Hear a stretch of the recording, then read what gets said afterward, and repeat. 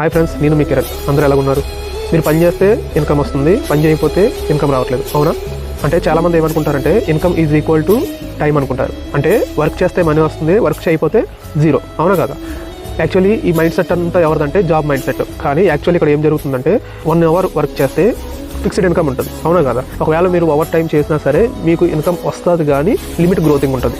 కానీ business concept అనేది చాలా డిఫరెంట్గా ఉంటుంది. ఏంటంటే ఇన్కమ్ అనేది టైంకి లింక్ అయి ఉండదు. ఇక్కడ బిజినెస్లోని ఇన్కమ్ అనేది సిస్టానికి, అంతేకాకుండా పీపుల్స్, అంటే మనం ఎవరినైతే సెలెక్ట్ చేసుకుంటున్నామో ఆ సెలెక్ట్ చేసుకునే విధానాన్ని బట్టి మన బిజినెస్ కాన్సెప్ట్ అనేది ఉంటుంది.